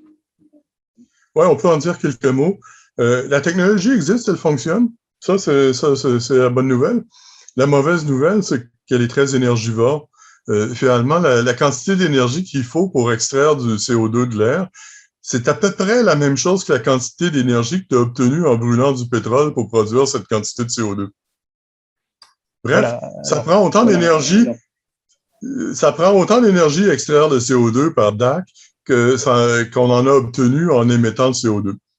Alors la DAC, c'est une technologie et effectivement, il faut faire de la R&D. Le DAC, c'est le Direct Air Capture. Hein? Oui, c'est ça dont il est question actuellement. C'est une technologie potentiellement, enfin présentée comme potentiellement probante. Alors effectivement, la production des sorbants, par exemple l'hydroxyde de sodium, pour absorber le CO2 est très énergivore. Je ne sais pas si on sera en mesure de trouver des sorbants qui le seront moins. Des compétences en chimie fondamentale font défaut.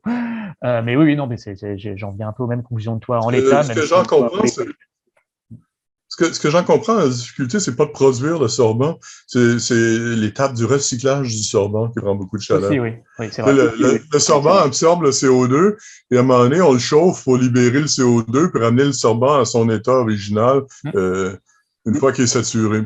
Production et régénération du sorbant. Ça prend beaucoup de chaleur. Ces trucs-là, je pense pour chaque tonne, ou je sais pas quoi, ça prend quelque chose comme 1100 kW de chaleur, à peu près 200 kW d'électricité. Alors, la quantité d'électricité que ça prend pour faire fonctionner est assez raisonnable, mais la quantité de chaleur que ça prend est farfelue. On ne sait pas trop où est-ce qu'on la trouverait, surtout que il faut que ce soit des chaleurs assez élevées. Je pense que c'est de l'ordre de 500-600 degrés Celsius. T'obtiens pas ça, disons, avec un panneau solaire thermique ou d'autres moyens simples. Bon, quoi qu'il en soit, les projets dans le pipeline, donc il y en a peut-être un en Écosse qui verra le jour en 2027, qui capturera de l'ordre de 1 million de tonnes de CO2. Voilà, 2027, ça commence à être vraiment pas très loin de 2050, où on a besoin d'en capturer des milliards. Donc, bon, bref, je ne miserai pas la vie de nos enfants sur cette technologie. On en arrive quand même. Vas-y. Un dernier détail. Christian Breyer, un chercheur en Finlande, qui avait fait un calcul, qu'est-ce que ça prendrait pour retirer 10% de nos émissions actuelles par cette technologie de DAC. Et il avait conçu une espèce de plan où, en fait, il remplissait presque tout le désert, une grande partie du désert du Sahara, d'installations de capture, de panneaux solaires, d'éoliennes pour produire l'énergie, tout ça. Bref, c'est un truc, il avait calculé combien ça pourrait coûter. C'était très cher, mais c'est comme 1% du PIB mondial ou quelque chose comme ça. Mais c'était faisable conceptuellement. Évidemment, qui va prendre la décision de faire ça, de le construire, d'où vont venir les ressources, c'est pas très, très clair. Mais cet effort immense, c'était pour capturer à peu près 10% des 40 milliards de tonnes de CO2 qu'on capture chaque année. Donc, même dans son esprit à lui, c'était pas un moyen principal de lutter contre les changements climatiques. C'était une façon d'absorber la partie de CO2 là, qu'on sait pas trop vraiment comment éliminer, parce qu'il y a certains usages pour lesquels il n'existe pas encore de solution. Et même ça, c'était d'une ampleur inouïe. De toute façon, c'est bien que tu parles de concept parce qu'effectivement, ça en reste souvent au stade de concept. Ces concepts qui sont convenus dans les négociations climatiques, il n'y a aucun processus pour les traduire en réalité industrielle de toute façon depuis 30 ans. Donc, c'est un peu c'est un peu un show. Écoute, bon bah tout ça, donc la planète va se réchauffer à +2, +3, +4 degrés, et tu dis qu'il n'y aura pas d'effondrement, que bon tout va pas s'effondrer. Enfin, quel espoir est-ce que tu peux donner pour conclure et quand même finir sur une note positive sur le fait qu'on sera capable de contenir le réchauffement climatique? Ben non, je crois pas qu'on va contenir le réchauffement climatique, mais je pense qu'on va être on va être meilleur à vivre avec que ce qu'on suppose en ce moment. Je veux dire, les gens, en général, se laissent pas mourir, puis ils font ce qu'il faut pour survivre. On est très bon là-dedans. Mhm. Mais clairement, ça va être un monde moins agréable que celui qu'on connaît maintenant. Puis le poids des catastrophes climatiques incessantes là, va être lourd. Là. Je veux dire, parle-en aux gens en Belgique et en Allemagne qui ont été affectés par les inondations. Et ils sont encore en train de patauger là-dedans. Leurs maisons sont toujours pas habitables. Ça va prendre des années à reconstruire ces quartiers-là. Et s'ils sont réinondés par une autre catastrophe dans 5 ans, tu vois qu'il y a un problème. Alors, ça sera pas facile de vivre avec, mais je pense pas que les gens vont mourir en masse, là, ou que la civilisation va s'effondrer. Mhm. Euh, Il y a pas les gens qui prétendent ces choses-là voient pas, expliquent pas vraiment le chemin vers des catastrophes comme ça. Ils disent, bon, mais +4, c'est très mauvais, donc on pourra pas continuer.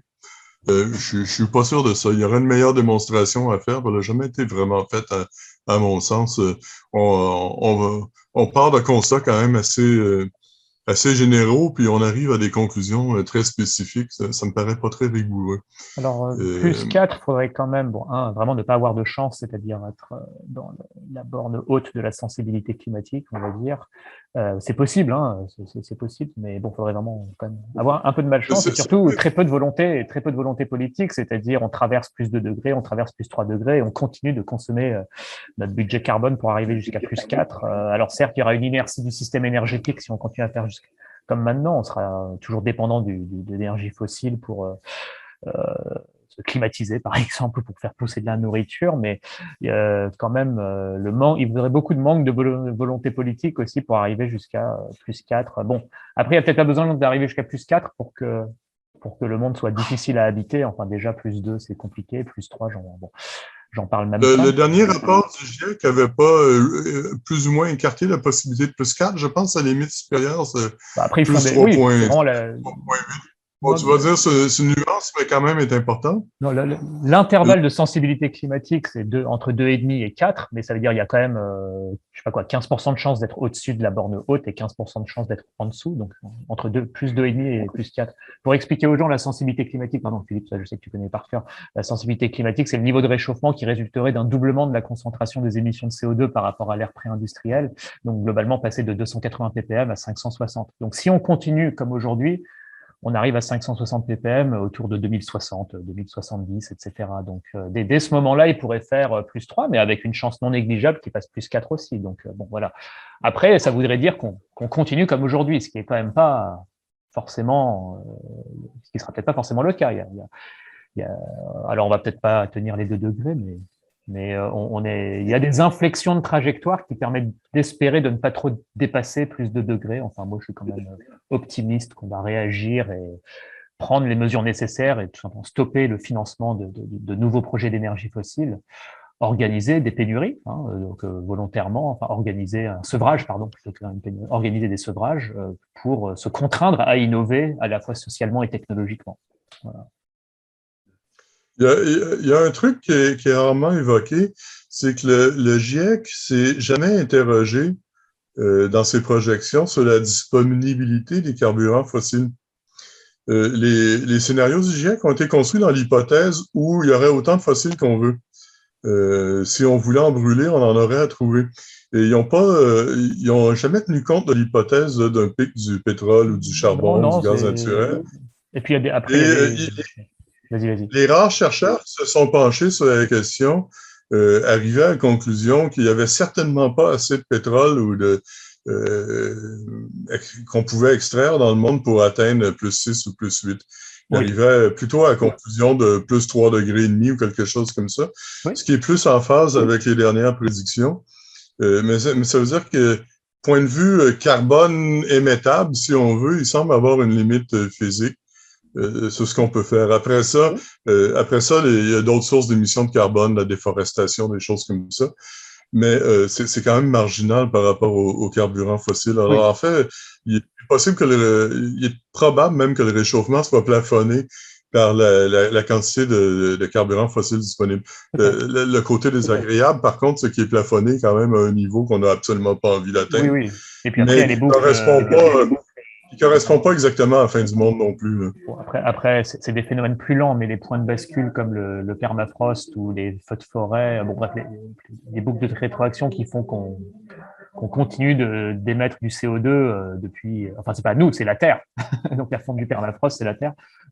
C'est sur des horizons de temps plus longs. On parle de siècles, voire de millénaires, mais du coup là, c'est un autre réservoir possible de gaz à effet de serre. Mais bon, pour ce siècle-ci, en tout cas, non, le sujet, c'est les carburants fossiles, effectivement la déforestation, l'élevage, et pour ce siècle-ci, c'est de ça dont il faut se préoccuper. Voilà. Écoute, merci beaucoup Philippe. Je sais pas si des mots de conclusion pour ceux qui nous écoutent. On a un petit peu débordé du temps, mais c'était très intéressant. Ouais. Le mot de la fin, c'est peut-être de quand même pas perdre espoir. Si on veut se mobiliser pour faire quelque chose, il faut quand même avoir une certaine espérance. Pas des espoirs farfelus et exagérés, mais voir où il y a quand même des possibilités d'action. Il faut garder à l'esprit qu'il y a quand même pas mal de choses qui ont été faites. C'est plus facile de voir le carbone qu'on émet toujours que le carbone qu'on n'émet pas. Mais il se fait des choses, puis depuis 2 ou 3 ans, il y a une réelle accélération. Pas toujours pour les très bonnes raisons, s'impliquer dans des plans de relance verte, là, d'économie verte, qui des fois sont des plans de relance industrielle déguisés, mais au moins, c'est une relance industrielle va se faire sur des bases un peu plus acceptables. Le problème, c'est pas que la transition se fait pas, elle se fait trop lentement, c'est ça qui est fatigant, et comment trouver les moyens de l'accélérer. C'est là que ça se passe en ce moment. Oui, tout à fait. Mais il y a beaucoup de problèmes qui sont évoqués sur les forums, tout ça, qu'en fait sont bien connus, bien compris par les ingénieurs, puis ils travaillent dessus. Et il y a des choses qui se font. C'est juste que pour le moment, l'accent est trop mis sur les solutions technologiques. Mhm.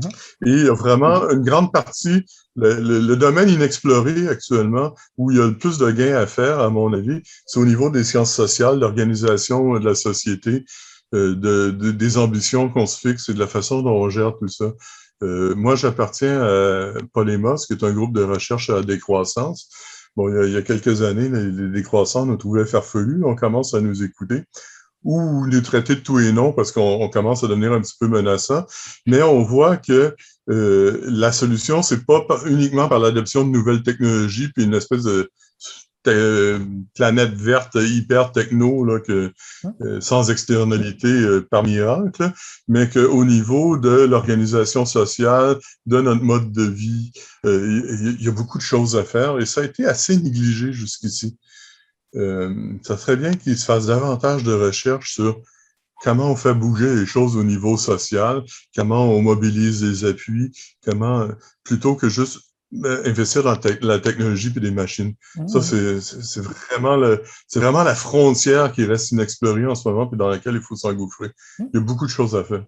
Si on interdit le financement de nouveaux projets d'énergie Il faut, fossile, on coupe les approvisionnements à la source, tu auras à la fois beaucoup d'innovation technologique et sociale, je pense. De haut mur, c'est de haut mur on innove le plus, parce que ouais, mais sinon, si tu coupes les approvisionnements à source, en fait, tu crées seulement du chaos parce que tu n'as pas beaucoup de temps d'adaptation. Tu peux pas couper l'approvisionnement. les réduire progressivement, pas couper à 100%, c'est les réduire Si tu progressivement à réduis la source. progressivement, là, tu donnes le temps d'adapter.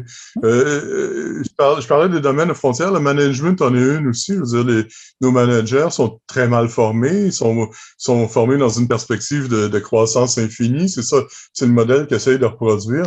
Et je pense dans les écoles de gestion, on devrait de parler de décroissance. On devrait parler enfin de choses comme ça. Je t'avais dit au début que je travaille sur ce projet de redirection écologique avec Alexandre Monin et compagnie, là, et que j'essaie d'adapter ça chez un consultant québécois qui veut l'offrir comme service à ses entreprises. Et il pense qu'il y a plusieurs de ses clients qui en sont rendus là, qui aimeraient couper des activités qu'ils trouvent eux-mêmes trop polluantes, mais ils savent pas trop comment s'y prendre puis quoi mettre à la place. Alors, on est en train de développer une approche d'intervention dans les entreprises au niveau régional, territorial, pour leur permettre d'identifier ce qui va le plus mal et d'intervenir là en priorité puis de proposer autre chose. Et on sait déjà, en France, il y a déjà eu pas mal d'intérêt pour ça. Ça commence, c'est petit, mais ça va faire boule de neige. Et ça, c'est purement du management, c'est pas de la technologie, là, tout se passe avec des technologies existantes. Alors là, il semblerait que tu parles plus de dépollution, parce que la décroissance, une entreprise ne va pas organiser la décroissance de son chiffre d'affaires. Ah, si, un peu, absolument. Il y a les entreprises qui savent que leurs activités sont trop polluantes, peuvent pas être vraiment rendues vertes par aucun moyen techniquement envisageable. Et ils savent qu'à un moment donné, ça va leur coûter trop cher de taxes carbone ou d'hostilité du public. Et ils se demandent qu'est-ce qu'on pourrait faire à la place. Et il y a même des patrons de peut-être de plus petites entreprises qui disent ce secteur d'activité a fait son temps, moi je ferme.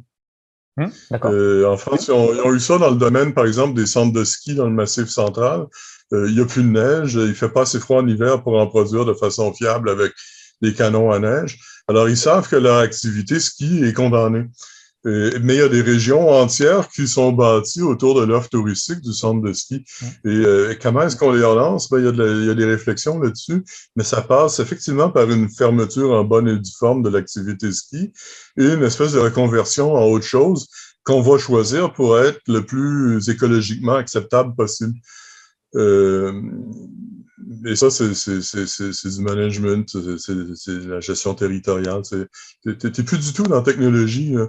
Et les managers, c'est eux aussi qui décident quelle technologie appliquer. Si tu veux leur vendre la meilleure technologie, il faut que tu sois convaincu que c'est une bonne idée d'investir un peu plus dans quelque chose qui protège la planète. Mais donc, il y a beaucoup de choses qui devraient se passer dans les écoles de gestion, les écoles de commerce, de business et tout, et qui se font pas beaucoup actuellement. C'est vraiment le début, c'est embryonnaire. Je suis sûr que dans 10 ans, on va se parler, la situation va être entièrement différente parce que ça bouge.